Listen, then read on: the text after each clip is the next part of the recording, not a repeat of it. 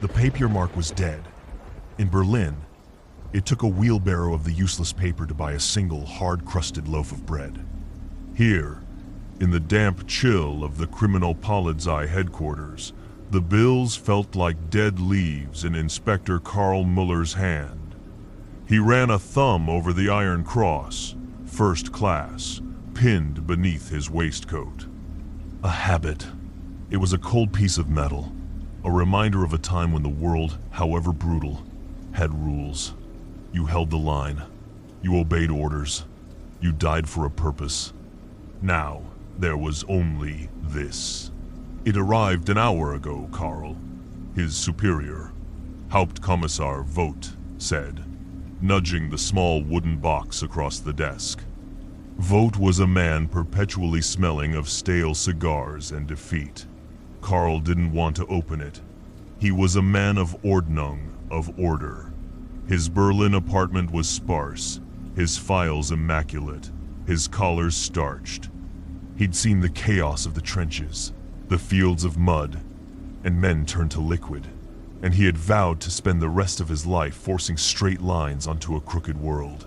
This box felt crooked. He lifted the lid. Inside, on a bed of yellowed newspaper, sat a piece of bone. It was pale, perhaps 3 inches long. A joint. It had been scraped clean, boiled. A dog.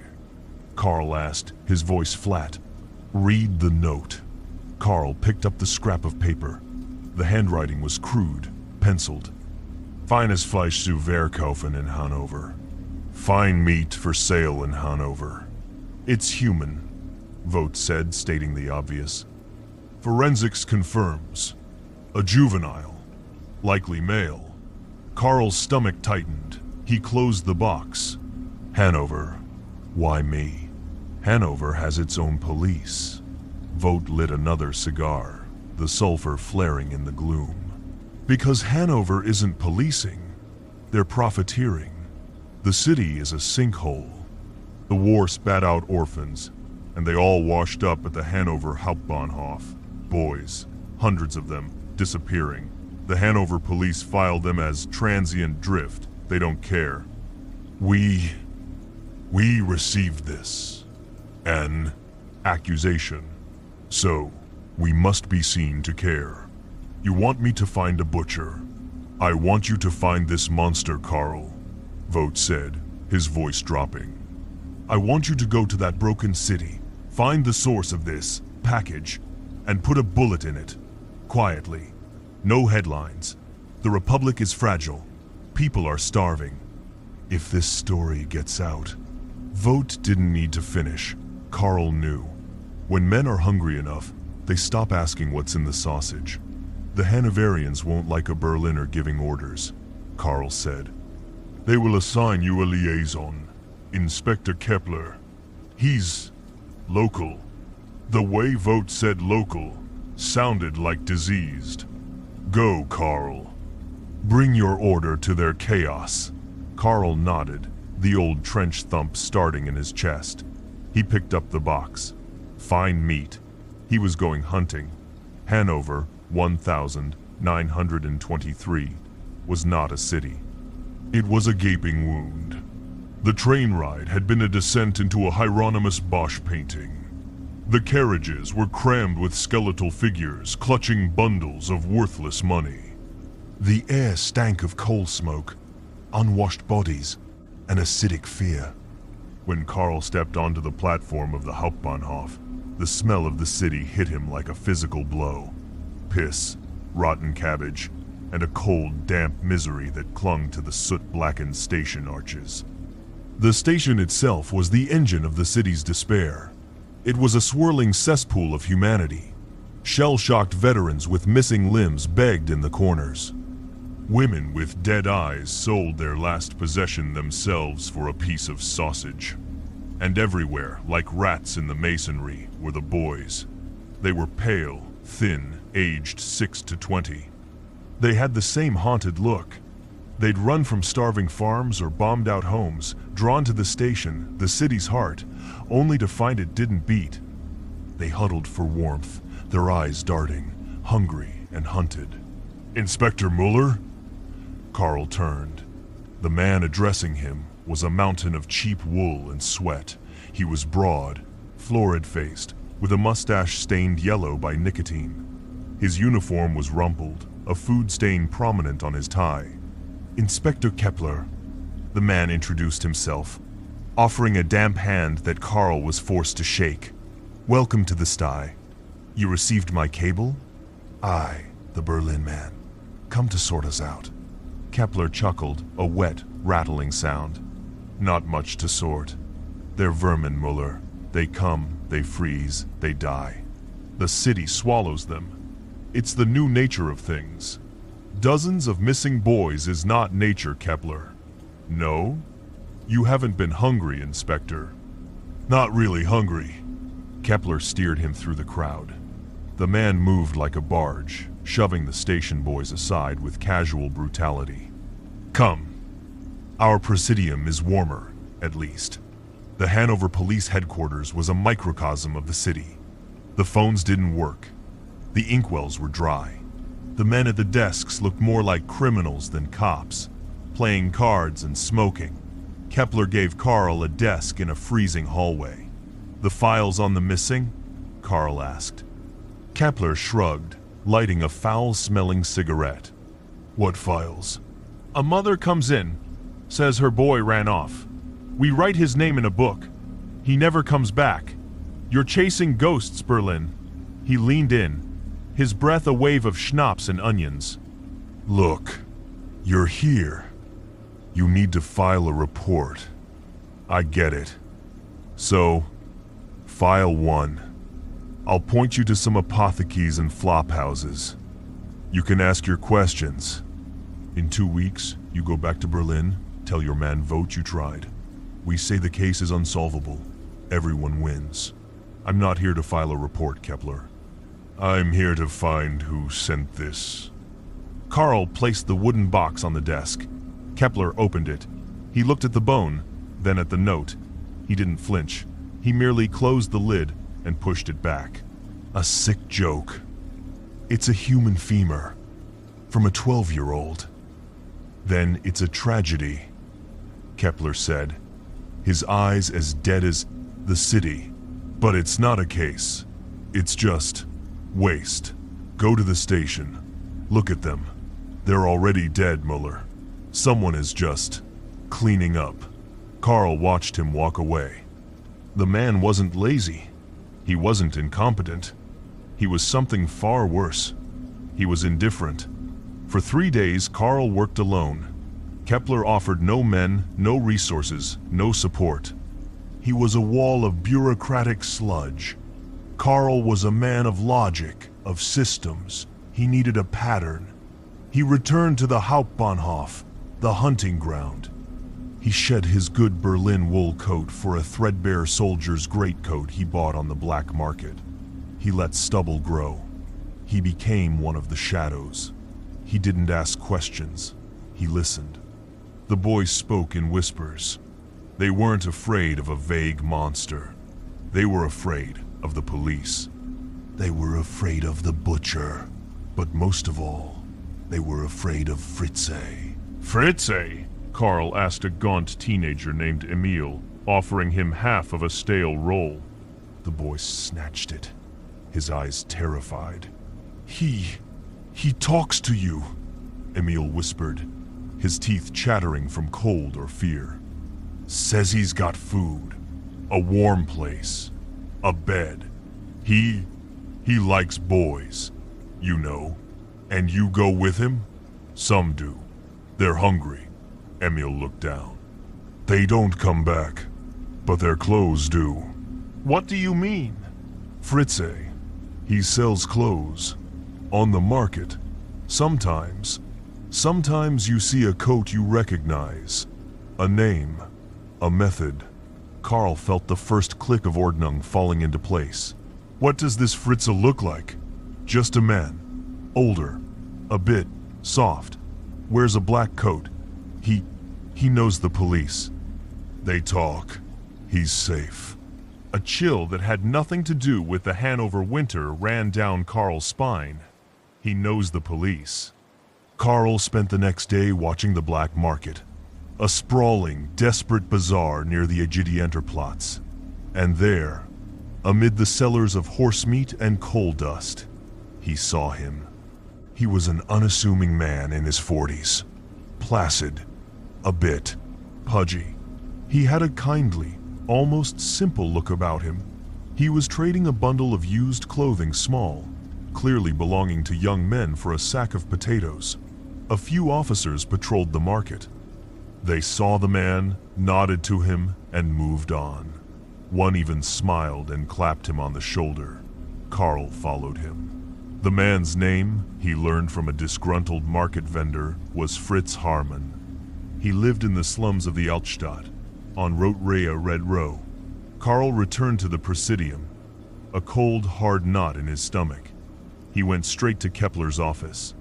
"Fritz Harman," Carl said, standing in the doorway. Kepler didn't look up from his paperwork. "What about him?" "He's your man. He's the one taking the boys." Kepler sighed, the sound of a man deeply annoyed. "Mueller, you're becoming a problem. Harman is a Spitzel, an informant. He's been on our payroll for years." "An informant?" "Yes. He wanders the station, talks to the dregs. He tells us which Bolsheviks are stirring up trouble, which thieves are planning a score. He's a registered informant. He is my asset. He's selling the clothes of the boys who disappear, Kepler. He's a clothes trader. It's what he does. He buys rags. He sells rags. You see a conspiracy, I see a bum trying to survive. I want a warrant to search his apartment on Rote-Rehe." Kepler finally looked up. His eyes were not lazy. They were cold. They were granite. "No." "On what grounds?" "On the grounds that I am the inspector in this city, and you are a guest. On the grounds that Harman is the most valuable Spitzel I have." "You will not disrupt my operations, Berlin, just because you found a chicken bone in a box. Are we clear?" "It was human. Get out of my office, Mueller." Carl stood there for a long moment. The pieces were no longer clicking. They were slamming together. Kepler wasn't indifferent. He wasn't lazy. He was the protector. Harman was his informant. He brought Kepler information. And what did Kepler give him in return? A cut of the clothes, money, protection, a license to hunt? Carl had served the system his whole life. He believed in the Ordnung of the state, the blue line that separated civilization from the chaos. Now he saw the truth. The line wasn't a wall. It was a pig trough, and Kepler and Harman were feeding from the same slop. He was alone. Carl didn't sleep. He sat in his rented room, the single bulb humming. He cleaned his Mauser C96. He checked the action. He loaded the 10-round clip. He thought of the trenches. When the system rots, a man of order has only two choices: rot with it, or become an army of one. He waited until 3 a.m. The Rote-Rehe was a tomb. The tenement building was a rotting stack of timber and brick, smelling of human waste and boiled potatoes. The landlord, bought with the last of Carl's good Berlin marks, had given him the attic apartment number and a warning. "Fritze has friends, police friends." "I know," Carl had said. He took the stairs 2 at a time, his footsteps muffled by the filth on the runners. He moved like he was crossing no man's land. Senses alert, body low, weapon ready. The smell hit him on the 3rd-floor landing. It was wrong. It was a thick, cloying, coppery smell, mixed with something else, something sweet, like a butcher's shop. No, like a slaughterhouse. Underneath it all, the faint, sickening aroma of cooking. He reached the attic door. It was cheap wood, a simple lock. He didn't knock. He put his boot just beside the handle and kicked. The wood splintered. The door flew open. Carl entered, the Mauser held high in a 2-handed grip. The room was hell.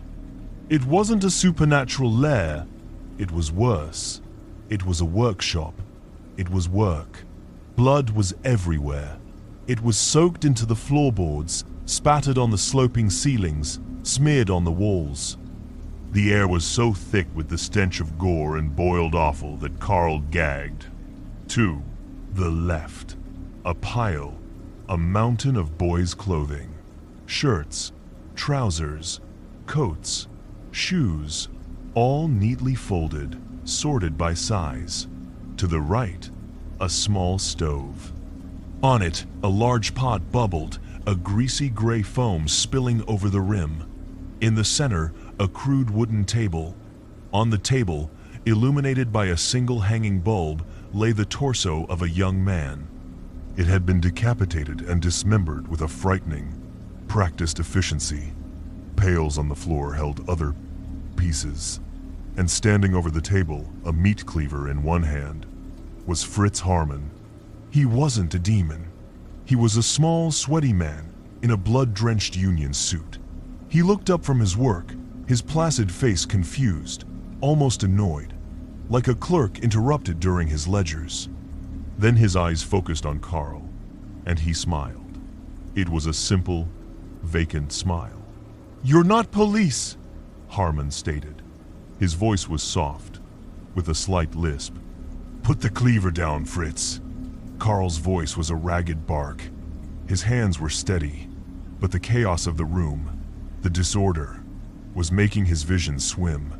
The trench panic. "He came with me," Harmon said, gesturing to the body with the cleaver. "He was hungry. I gave him soup. He was weak. The city eats the weak. Put it down, now."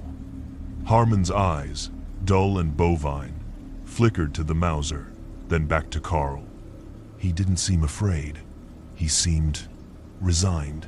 He dropped the cleaver. It hit the wooden floor with a wet thud. Carl took a step forward, moving around the table. "Turn around. Hands behind your back. Kepler will not like this," Harmon whispered, his tone conversational. "He likes the coats. Good quality. He said I was helpful. He won't be helping you now." Carl grabbed Harmon's wrist to apply the cuffs. It was a feint. Harmon was not weak. He was a butcher.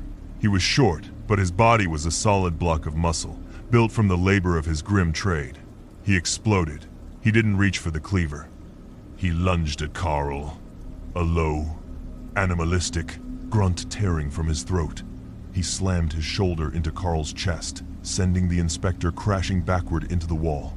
The Mauser flew from Carl's hand, skittering into a dark, bloody corner. The world dissolved into chaos. This was not a duel. It was a trench fight. It was mud and grunting and blind panic. Carl was a trained officer, a veteran. Harmon was a predator. Harmon slammed his fists into Carl's ribs, short, powerful butcher's blows. Carl blocked, his arms screaming in protest. He tried to get leverage, but they were too close. The smell of the man was overwhelming sweat, old blood, and the awful sweet smell of the boiling pot. Carl smashed his forehead into Harmon's nose. There was a wet crunch, and the man recoiled, howling. Carl scrambled, trying to create distance, trying to find his gun. Harmon lunged again. But this time, his head was down, his mouth open. He wasn't trying to punch. He wasn't trying to grapple. He was trying to bite. The werewolf of Hanover. The rumors were true. Harmon clamped his teeth onto Carl's left shoulder, sinking them deep into the muscle and cloth. An animal scream ripped from Carl's own throat. It was a pain beyond bullets, beyond shrapnel. It was the primal terror of being eaten. The world went white and red. The chaos. The chaos. "Ordnung!" Carl screamed in his own mind. "Ordnung!" He let the bite stay. He ignored the tearing agony. With his right hand, he fumbled for the floor. His fingers brushed wood, wet rags, and then cold steel. The cleaver. He didn't swing it. He was too close. He gripped the heavy, blood-slick handle and shoved. It was a trench shovel stab, a desperate upward thrust into the soft mass of the man latched onto his shoulder. Harmon made a sound Carl had never heard before. A wet, surprised gasp. The pressure on his shoulder released. Carl shoved Harmon back. The cleaver was embedded deep in the butcher's abdomen. Harmon looked down. He seemed confused. He touched the handle. He looked up at Carl, his eyes wide with a child's simple disbelief. My soup, he gurgled. Then he collapsed onto the bloody floorboards, pulling the cleaver free with his own weight. Carl Mueller stood, panting, in the center of the human abattoir. His left arm was useless, blood pouring from the bite wound. The room spun. He looked at the bubbling pot. He looked at the neatly folded clothes. He looked at the body on the table. He found his Mauser, stumbled over to the wheezing, dying butcher, and pressed the barrel to his head. He was going to execute him, bring order, but the habit was too strong. He was a policeman. He was not a monster. Not yet. He pulled Harmon's hands behind his back, and with a grunt of agony, snapped the handcuffs on. He stumbled out of the attic, into the cold, clean air of the hallway. He leaned against the wall, raised his Mauser, and fired 2 shots into the ceiling. The Polizei would come now. Even Kepler's men would come for gunfire. The arrest of Fritz Harmon broke the city of Hanover. When the other officers, even the corrupt ones, saw the attic on Rote Rehe, they were undone. Men who had seen the war vomited in the street. They found the bones. Under the floorboards, in the walls, dumped in the nearby Lena River. Dozens of skeletons, skulls of boys and young men. Over 24 confirmed, and Harmon, once caught, confessed. He boasted. He sat in the interrogation room, placidly eating a sandwich, and detailed every murder. He spoke of his methods. He spoke of his preferences, and he spoke of his friends. He named Inspector Kepler. He detailed the arrangement, the clothes, the protection, the information. But it was the other part of his testimony that shattered the last remnants of the Weimar dream. He hadn't just sold the clothes. The city was starving. Meat was scarcer than gold. Harmon, the friendly butcher, had access to a surplus, the Feines Fleisch. He had been selling his victims on the black market, to his neighbors, to the vendors in the Markthal. They thought it was pork. They thought it was horse. They were too hungry to question the low price. Kepler was arrested. His lazy corruption was unmasked as the passive enabling of cannibalism. The Hanover Police Department was gutted. Inspector Carl Mueller sat on the train back to Berlin. His arm was in a sling, his shoulder a mass of stitches and iodine. The bite would scar. He held his iron cross in his good hand, the metal no longer cold. It felt hot, almost burning. He had won. He had caught the werewolf. He had exposed the corrupt system. He had brought his Ordnung to the chaos of Hanover. But as the train rattled through the starving, broken countryside, Carl looked out the window and felt no victory. He had stared into the new heart of Germany, a place born of hunger and defeat. He'd seen the monster the war had truly created. It wasn't a soldier. It wasn't a politician. It was a small, unassuming man who had looked at the collapse of civilization, at the desperate, lost children, and seen not a tragedy, but a resource. A man who turned chaos into an ecosystem, and human beings into fine meat.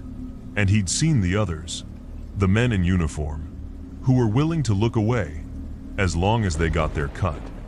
Carl Mueller closed his eyes. He had left the trenches in 1918, but he finally understood. The war had never ended. It had just come home.